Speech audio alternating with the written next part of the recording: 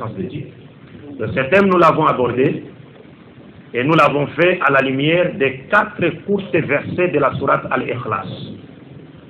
Les 4 courtes versets de la sourate Al-Ikhlas qui se présentent comme étant cette arme nucléaire ou de destruction massive que Dieu a donnée aux musulmans pour qu'à travers cette arme, ils puissent détruire toutes les forteresses de superstition sur Dieu.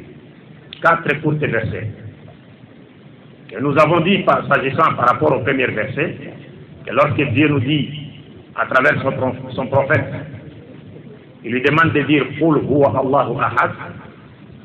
Dans ces premiers passages, le prophète commence par nous révéler les noms propres de son Dieu, son Seigneur, Allah.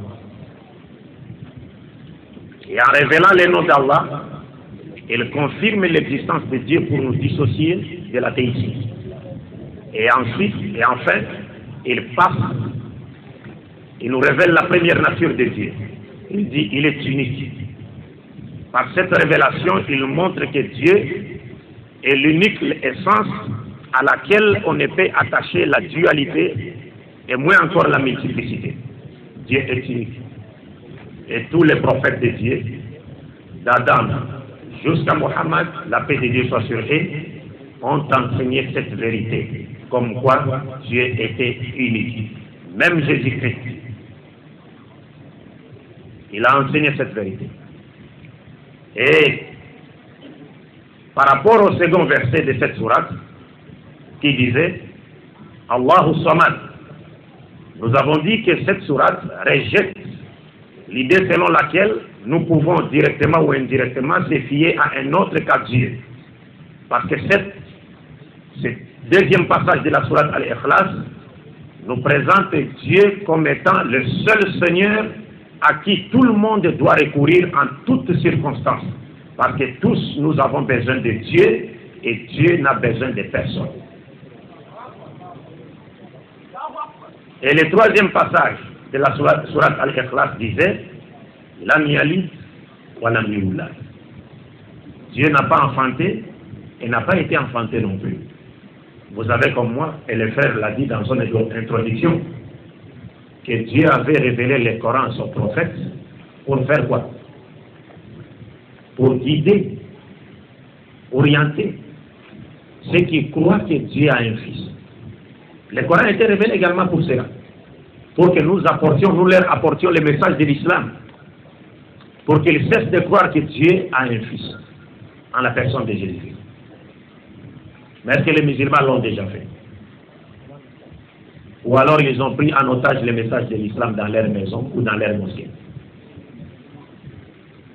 Parce que c'est un verset du Coran qui nous demande de le faire. Faire parvenir le message de l'islam aux gens qui croient que Dieu a un fils. Alors nous avons dit que ce troisième passage de la sourate Ikhlas rejette d'abord la croyance de ceux qui attribuaient à Dieu des filles et des garçons, comme les Égyptiens, les Babyloniens, les Grecs et les Romains, qui croyaient que Dieu avait des filles et des garçons.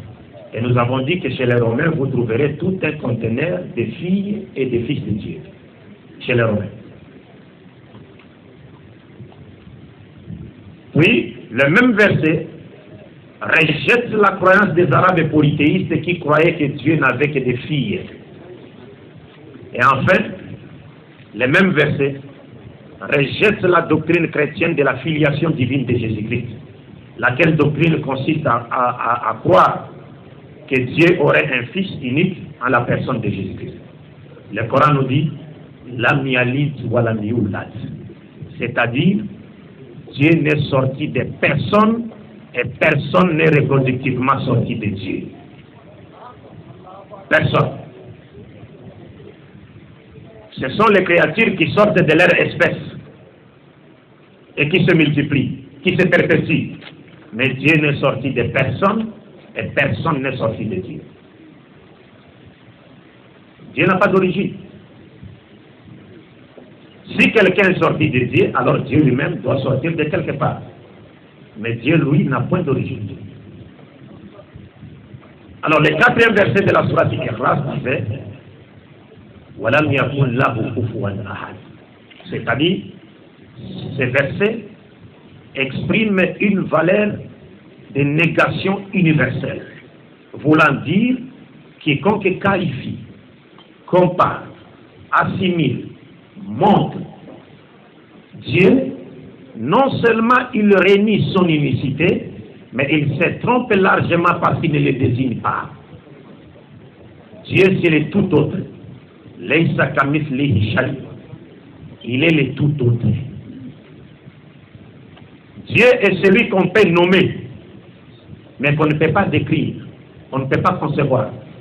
L'intelligence, l'imagination et l'intelligence finie de l'être humain ne peut que concevoir et décrire des êtres voués au néant, et non concevoir et décrire celui qui a tiré ces êtres du néant sans modèle préexistant et qui avait donné à chacun d'eux une forme qui lui est particulière. Et nous avons compris ce jour-là en disant, à la lumière de la sourate, l'esprit théologique de la sourate Al-Ikhlas, que toute personne dont la croyance en Dieu est infectée par l'une des déviations dénoncées et réfutées dans la sourate Al-Ikhlas doit considérer sa croyance et ses actions comme étant nulles aux yeux de Dieu. وَالَّذِينَ كَفَرُوا أَعْمَالَهُمْ كَسَرَابٍ بِقِيعَةٍ يَحْسَبُهُ الظَّمْآنُ مَاءً. Dieu nous dit dans le Saint-Coran, les œuvres de ceux qui ont mécru sont comparables à l'eau du mirage. Vous voyez le mirage, nous l'avons dit, quand il fait chaud dans une zone désertique, n'est-ce pas? Et même ici sur place, vous regardez, vous vous mettez au centre d'une rue, vous allez voir comme si là devant il y a de l'eau. Et si vous vous rapprochez, trouverez-vous de l'eau? Non. Alors Dieu frappe cette parabole dans le Saint-Coran. Il dit ceux qui ont mécru, qui n'ont pas reconnu Dieu à sa juste valeur, toutes leurs actions sont comme du mirage. Ils pensent qu'après la mort, ils trouveront quelque chose auprès de Dieu. Mais Dieu dit, ils ne trouveront rien, ils me trouveront moi, et je les jetterai aussitôt en enfer. Et lors de la deuxième conférence, nous avions abordé le thème intitulé « L'humanité sera-t-elle sauvée par Jésus-Christ ou par Mohammed ?» Bible et Coran sur table, le débat est clos. Nous n'avions pas eu assez de temps pour aller en profondeur,